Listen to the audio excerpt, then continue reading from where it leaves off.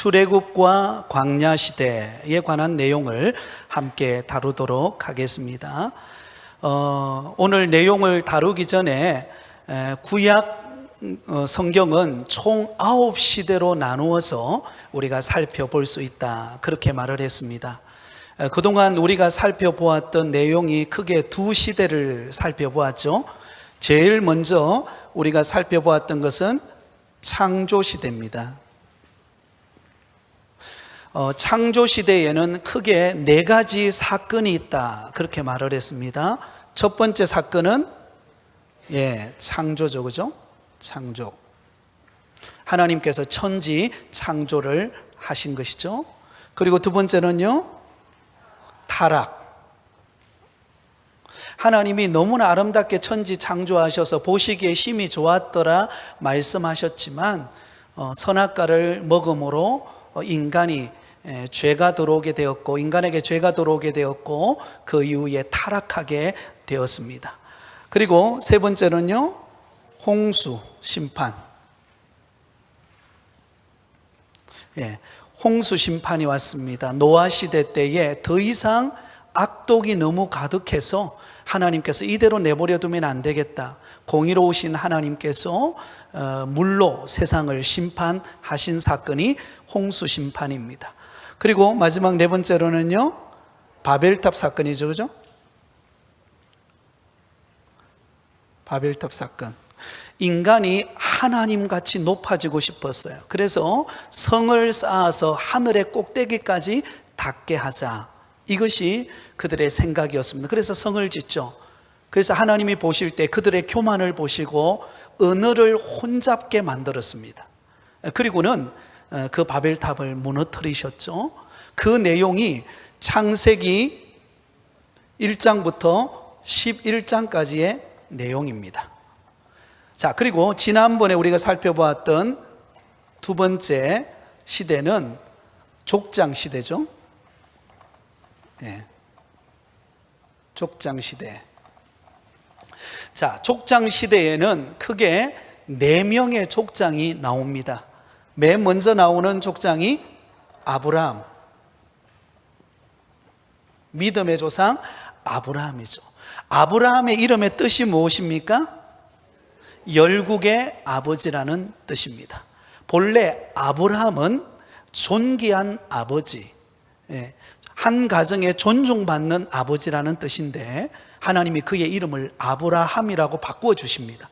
열국의 아버지라고 이름을 바꿔요.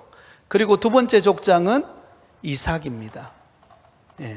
아브라함의 아들이죠. 이삭, 온유하고 겸손했던 그런 이삭. 그리고 세 번째요, 파란만장한 삶을 살았던 야곱. 그리고 맨 마지막에 여러분들이 좋아하는 요셉. 이렇게 4명의 족장이 등장을 하게 됩니다. 자, 이 내용이 창세기 12장부터 50장까지의 내용입니다. 자, 오늘 다룰 내용이 세 번째 시대죠. 출애굽 광야 시대. 자, 오늘 다룰 내용은 출애굽 광야 시대에 관한 내용입니다. 자, 그게 중간에 보시면 줄거리가 요약이 되어 있습니다. 이 출애굽 광야 시대는 어떤 시대인가? 자, 그게 줄거리를 우리 같이 한번 읽겠습니다. 시작.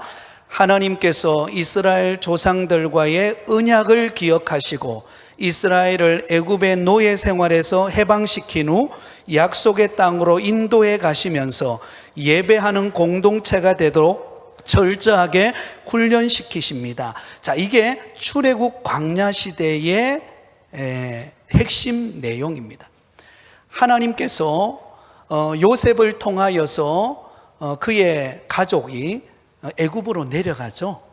그래서 그곳에 기거하면서 하나님께서 언약 백성, 그들의 조상이었던 아브라함, 이삭, 야곱, 요셉에게 약속하셨던 그 언약을 기억하셔서 애굽에 종된 이스라엘 백성들을 건져냅니다. 해방시킵니다. 그리고 어디로 가게 하시죠? 약속의 땅, 가나안 땅으로 가는 도중에 하나님은 그들을 광야 40년의 여정을 통하여서 그들을 훈련하세요. 예배 공동체로서 훈련하시는 과정이 바로 출애굽 광야 시대입니다. 자, 그 밑에 보시면 이 출애굽 광야 시대에도 크게 4가지 사건으로 엮어져 있습니다. 4가지 사건. 제일 먼저 여러분, 출애굽 사건. 자, 출애굽 광야 시대에 있어서 가장 먼저 다루는 내용은 출애굽 사건입니다. 출애굽 사건.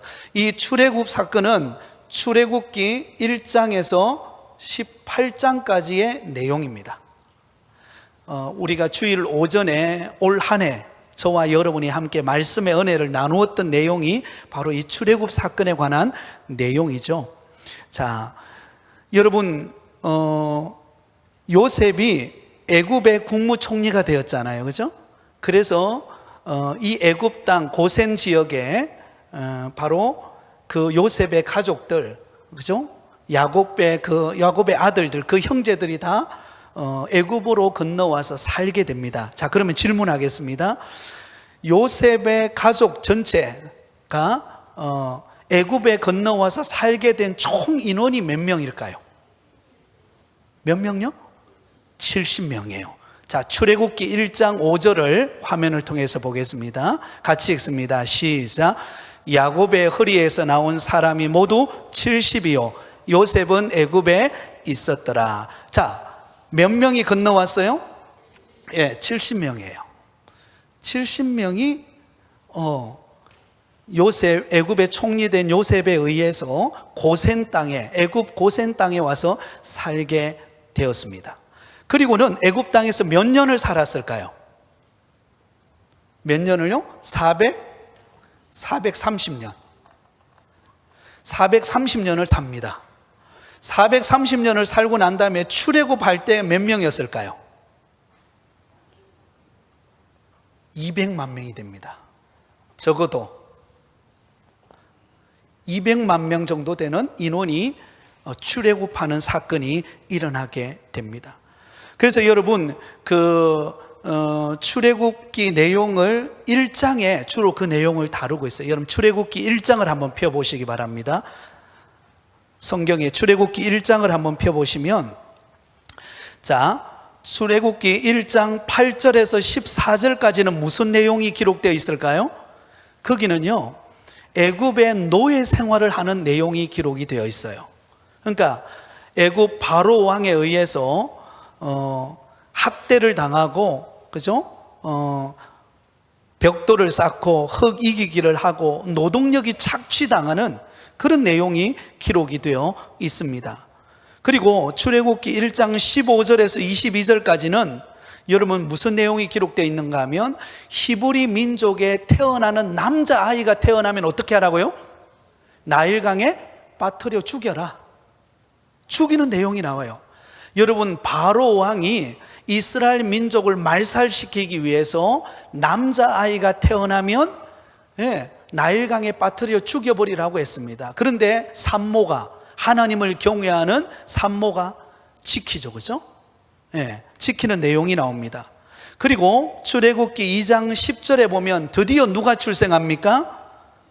모세가 출생하게 됩니다. 모세. 자, 모세. 장차 이스라엘 백성들을 출애굽시킬 모세. 모세라는 이름의 뜻이 무엇이죠? 물에서 건져내었다. 물에서 건져내었다라는 뜻이 모세라는 이름의 뜻입니다. 자, 그래서 여러분, 모세가 물에서 건짐을 받죠. 그래서 바로의 공주의 아들로 들어가죠. 그곳에서 40년 동안 애굽의 학문을 익힙니다. 그리고 그의 나이 40세가 딱 되었을 때 어떻게 하죠? 자기 민족을 구원하려고 괴롭히는 애굽 사람을 쳐 죽이고는 땅에 묻어버립니다. 근데 그 사건을 이스라엘 백성들이 지켜보고 있는 거예요. 그리고 나중에 들통이 나요. 그래서 도망을 가게 됩니다. 어디로 도망갑니까? 미디안 광야로 도망을 가요. 그 내용이 출애굽기 2장 11절 이하의 내용입니다. 자, 그러면 미디안 광야에서 이 모세가 40년 동안 그곳에서 이도르의 양무리를 치면서 그곳에서 하나님께서 연단시키는데, 그러는 사이에 이스라엘 백성들은 어떤 일이 일어나는가? 우리 한번 보세요. 출애굽기 2장 23절에서 25절, 우리 화면을 한번 보겠습니다. 우리 같이 한번 읽겠습니다. 시작. 여러 해 후에 애굽 왕은 죽었고 이스라엘 자손은 고된 노동으로 말미암아 탄식하며 부르짖으니 그 고된 노동으로 말미암아 부르짖는 소리가 하나님께 상달된지라. 하나님이 그들의 고통 소리를 들으시고 하나님이 아브라함과 이삭과 야곱에게 세운 그의 언약을 기억하사. 자, 여러분, 모세가 미디안 광야에서 40년 동안 하나님이 연단하시는 기간 동안 이스라엘 백성들은 못했는가?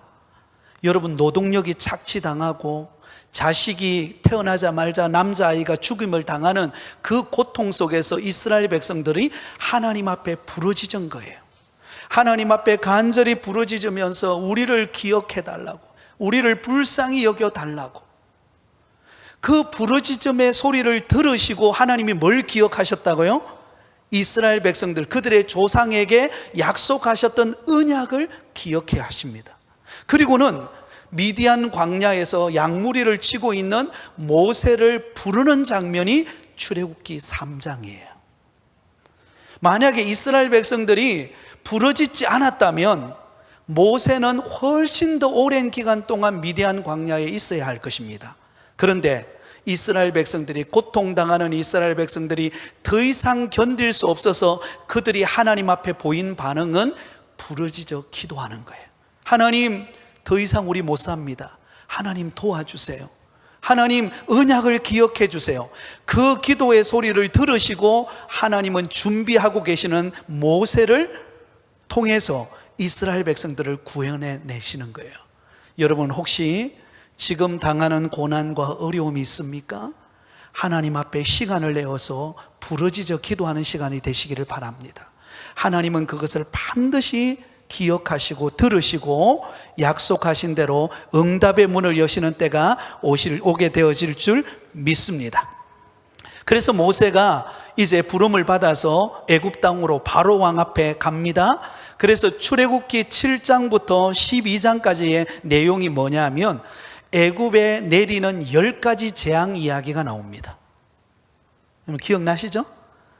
자, 그러면 애굽에 내린 10가지 재앙이 무엇인가? 여러분, 오전에 설교를 들으셔서 대충은 기억나시죠? 화면을 통해서 한번 보겠습니다. 첫 번째 재앙은 무슨 재앙이에요? 피해 재앙입니다. 피해 재앙. 이 피해 재앙은요, 여러분, 그 다음에 나오는 니누스라고 하는 그 신이, 이거는 뭐냐면 나일강의 신이에요. 그러니까 하나님께서 나일강에게 피재앙을 통하여서 애굽 사람들이 섬기는 니누스 신을 치신 거예요. 이해되시겠죠? 자, 두 번째 재앙은 개구리 재앙입니다. 이 개구리 재앙은 애굽 사람들이 믿는 다산의 신인 헥트를 치신 거예요. 그리고 세 번째는 이 재앙이죠. 이 재앙은 바로 셉이라고 하는 신을 하나님께서 치시고 재앙을 내리신 것입니다.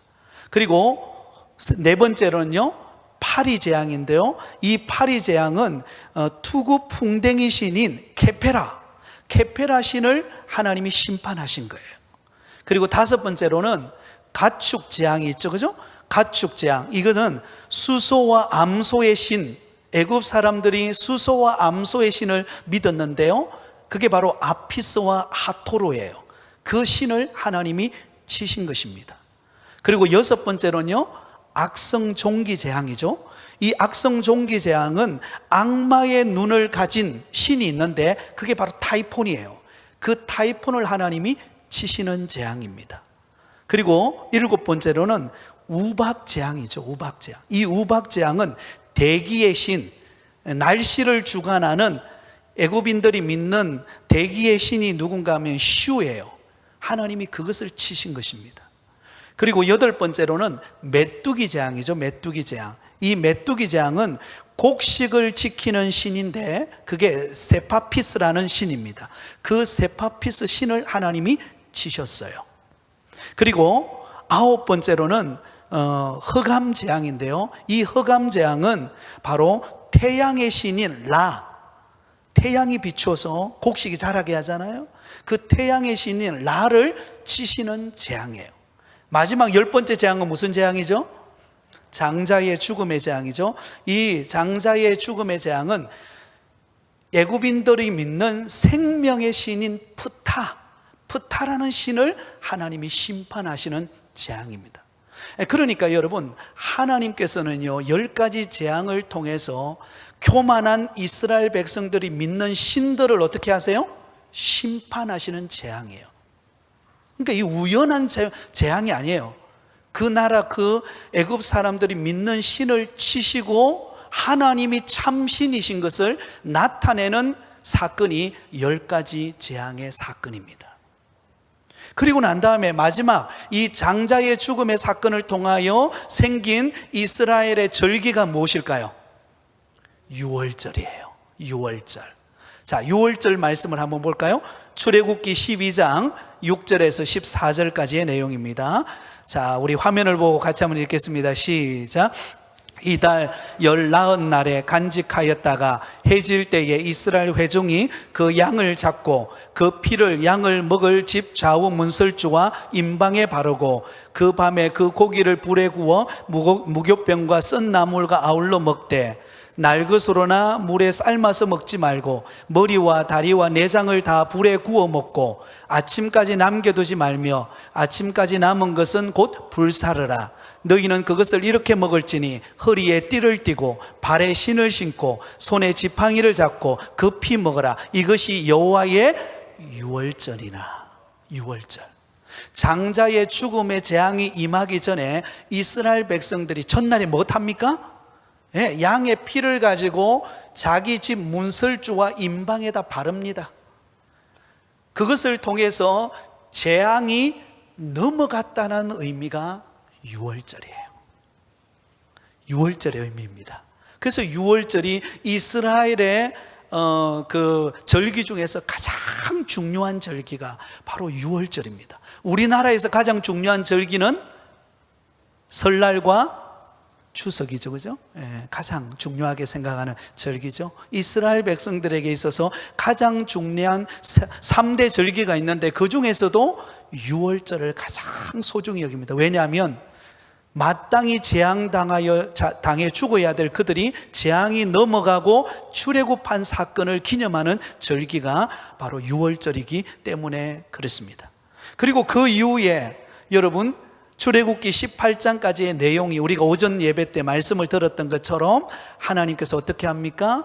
홍해를 가르시고 수르 광야에서 물이 없을 때 물을 마시게 하시고 낮에는 구름 기둥으로 밤에는 불 기둥으로 그들을 인도하시고 반석을 열어서 물을 마시게 하시면서 광야의 길을 걸어가게 하십니다. 그것을 통해서 하나님께서 광야지만 그들의 먹을 것을 공급하시는 하나님의 은혜를 경험하는 곳이 어디예요? 출애굽 사건입니다. 창세기 1장부터 18장까지의 내용입니다. 사랑하는 성도 여러분, 때로는 우리도 광야의 길을 걸을 때가 있습니다. 때로는 막막하고 환경의 어려움을 겪고 사업이 잘 되던 사업이 갑자기 꼬여지고 여러 가지 자녀들의 힘든 여건이 있을 때가 있습니다. 그때 하나님께 도움을 구하고 기도하시면 하나님께서 때를 따라 돕는 은혜로 채워주시는 것을 경험하게 되어질 줄 믿습니다. 그런 은혜를 경험하시기 바랍니다. 자, 두 번째 사건이 있습니다. 첫 번째 사건이 출애굽 사건이라고 한다면 두 번째, 두 번째는 뭔가 하면 시내산 훈련입니다.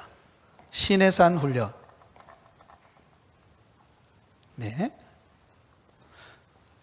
시내산 훈련인데요, 모세가 하나님께로 율법을 받기 위해서 시내산에 올라가잖아요. 그 내용이 출애굽기 19장부터 시작이 되는데요, 출애굽기 19장부터 마지막 장인 40장까지, 그리고 레위기 전체,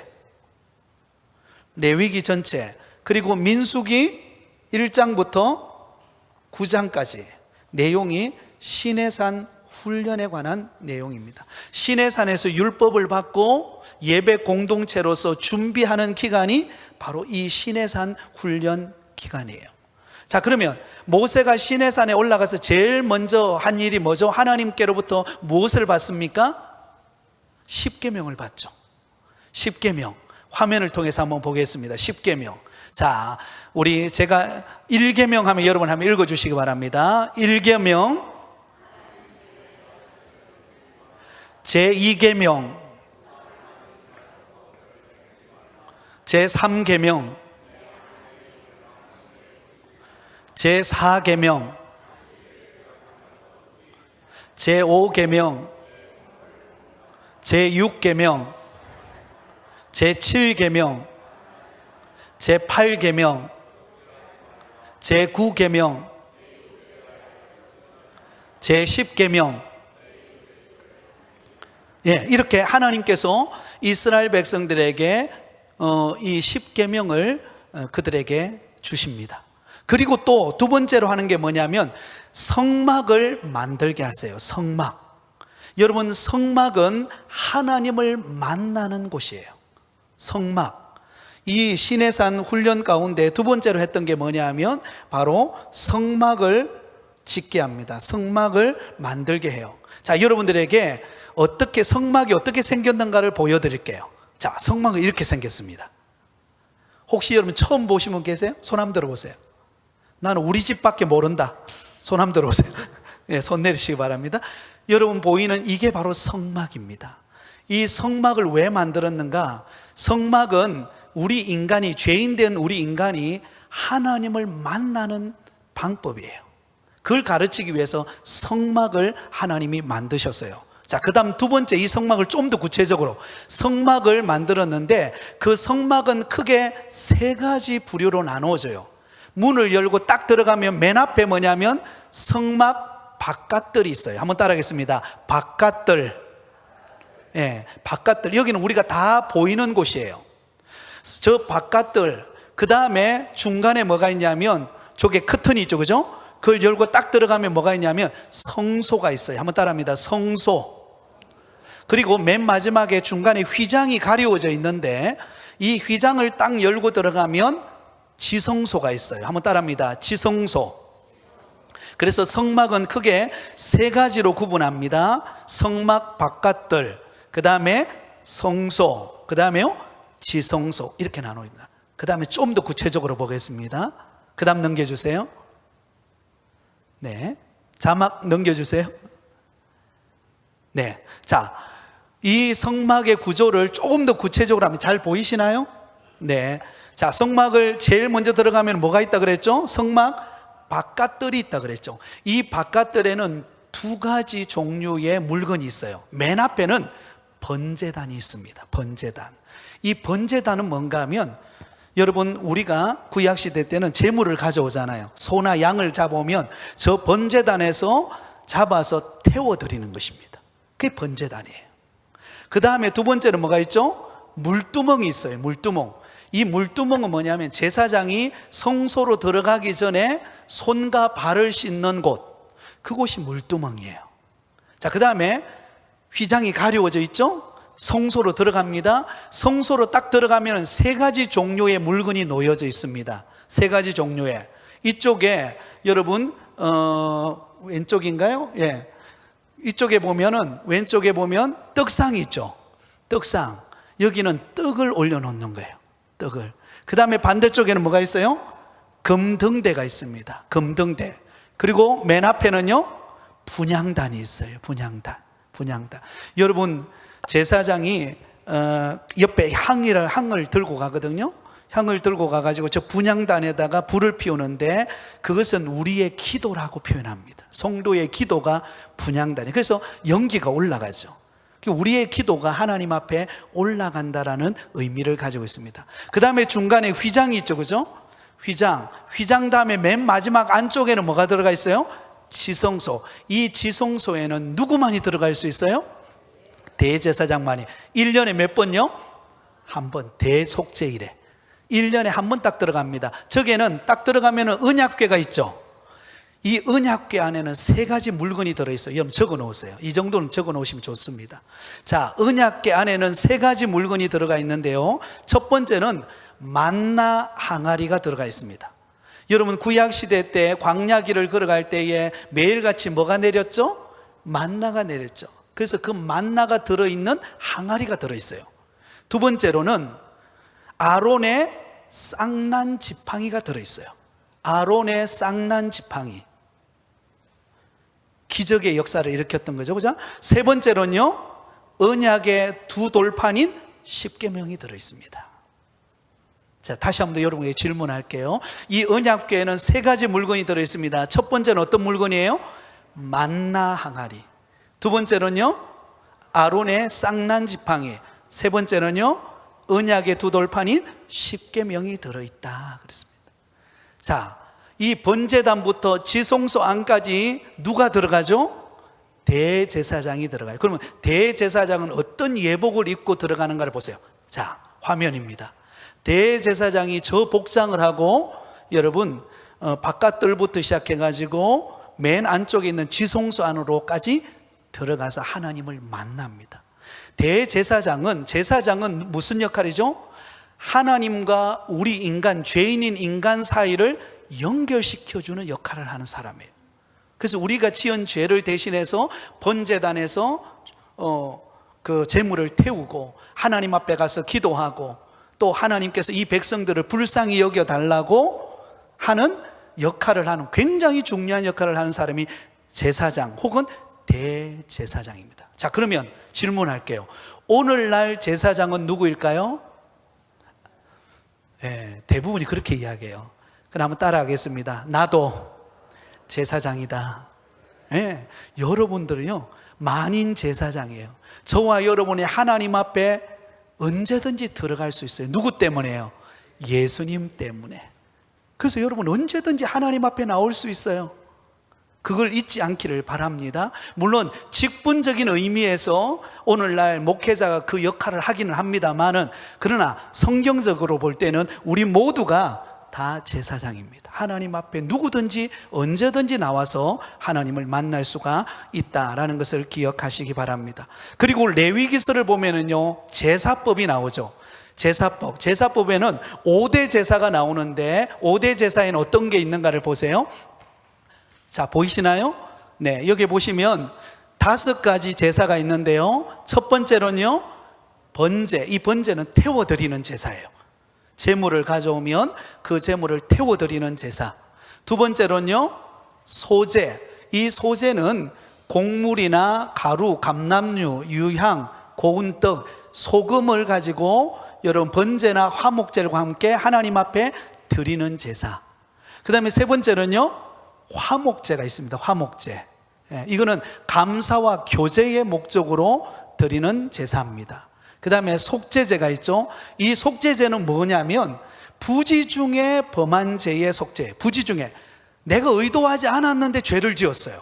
그러면 어때요? 하나님 앞에 속죄제를 드림으로 용서를 받는 것입니다. 그 다음에 마지막에는 속건제.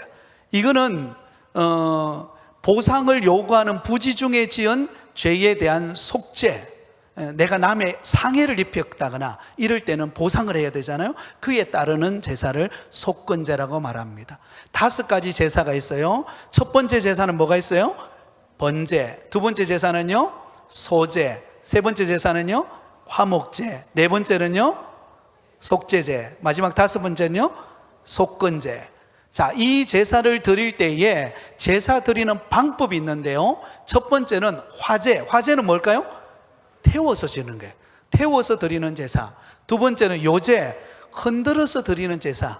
그죠? 곡식단을 흔들어서 하나님 앞에 감사하는 거죠. 세 번째는요 전제. 이거는 기름 등의 액체를 부어서 드리는 제사.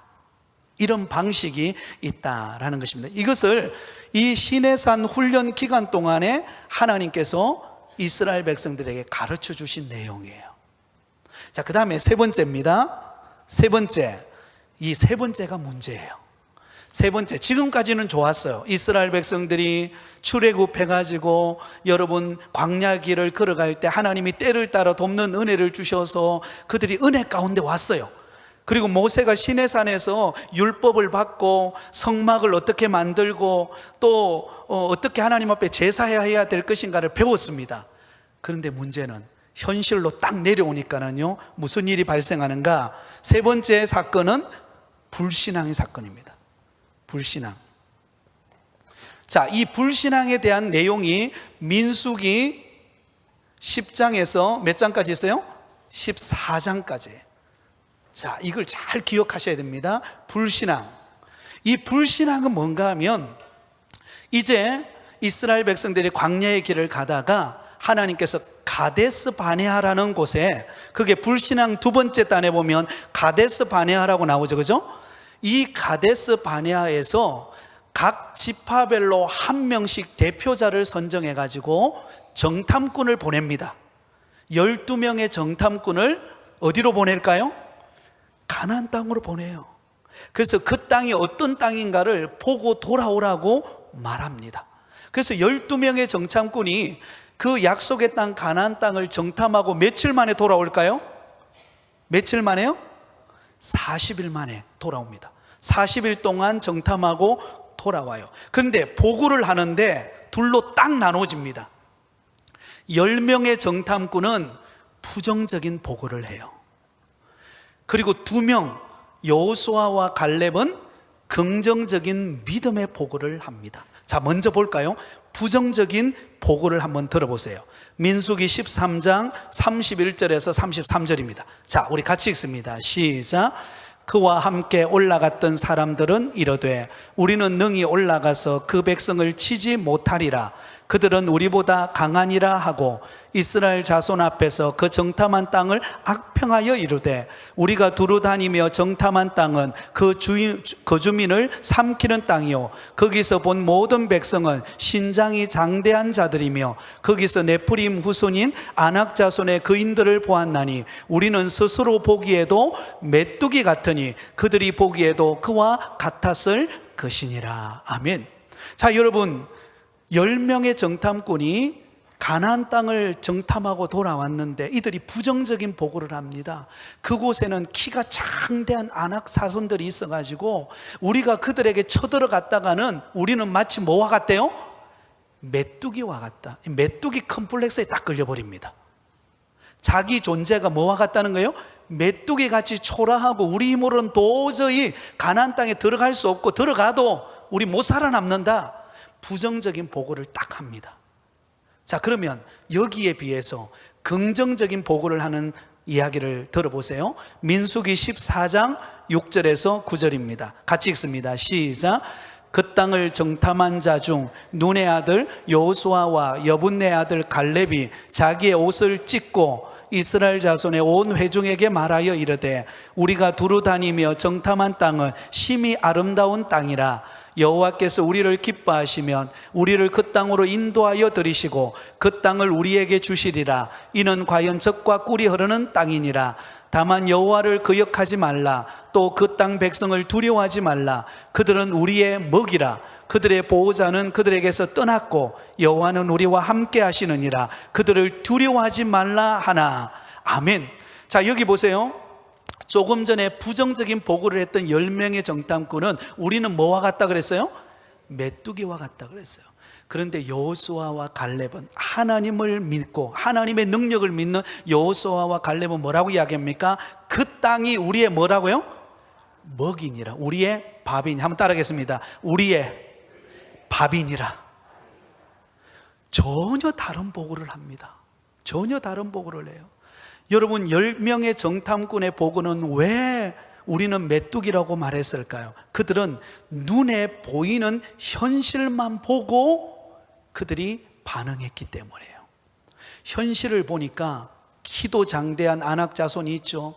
우리가 그 땅에 갔다가는 메뚜기처럼 당장 우리는 소멸당할 것이다, 그렇게 생각했던 거예요. 그런데 여호수아와 갈렙은 그 땅을 바라볼 때 하나님이 우리에게 주신 땅이고 하나님이 함께 하시기 때문에 우리는 능치 못할 일이 없다. 그러니까 그 땅을 보니까 어떻게 보이는 거예요? 우리의 밥으로 보이는 거예요. 여러분, 믿음의 시선과 현실적인 시선이 이만큼 다릅니다. 사랑하는 성도 여러분, 우리 믿음의 성도는 현실만 보는 성도가 아니에요. 그 현실 너머에 역사하시는 하나님의 능력을 보는 믿음의 눈을 가져야 할 줄 믿습니다. 자, 그러면 그 결과가 어떻게 됐을까요? 민수기 14장 28절에서 34절까지인데요. 결과를 보세요. 같이 읽습니다. 시작.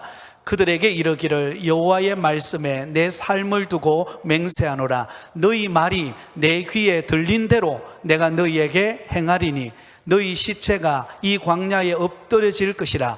너희 중에서 20세 이상으로서 계수된 자 곧 나를 원망한 자 전부가 여분네의 아들 갈렙과 눈의 아들 여호수아 외에는 내가 맹세하여 너희에게 살게 하리라 한 땅에 결단코 들어가지 못하리라.